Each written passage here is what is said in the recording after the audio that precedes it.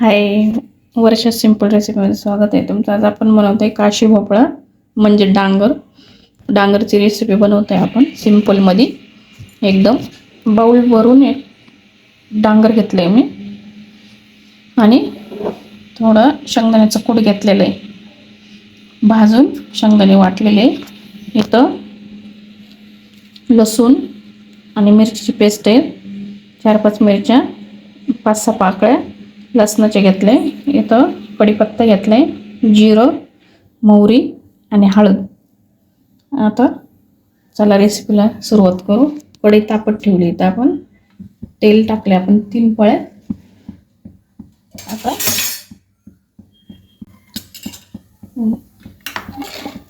तेल तापलंय आपलं चांगलं,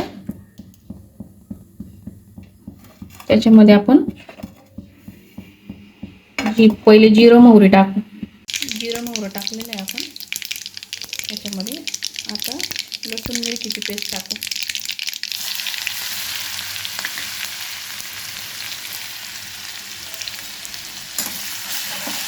साधी आणि सिंपल रेसिपी आपली, काही अवघड नाही, करून बघा एकदा तुम्ही.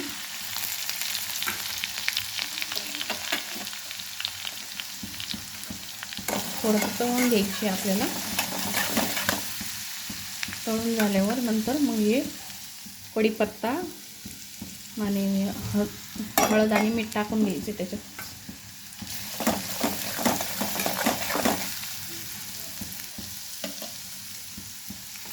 आता डांगर टाकून घ्यायचं.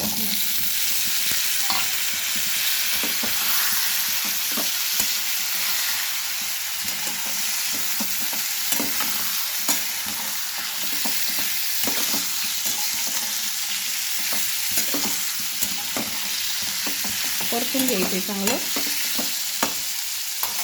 थोड्या वेळ आपल्याला झाकण ठेवून वाफ काढायची त्याची. मग शेंगदाण्याचं कूट आपल्याला त्याच्यात ॲड करायचं. आता बघू भाजी झाली का आपली.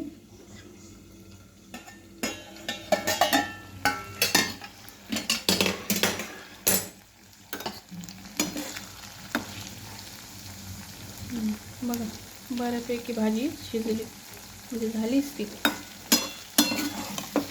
पूर्ण भाजी शिजल्यावरच आपल्याला शेंगदाण्याचं कूट टाकायचं त्याच्यात.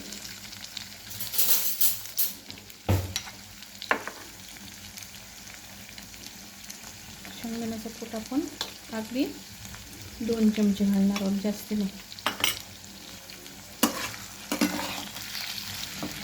आधी नाही घालायची, पूर्ण डांगर शिजल्यावरच आपल्याला शेंगदाण्याचं कूट घालायचं.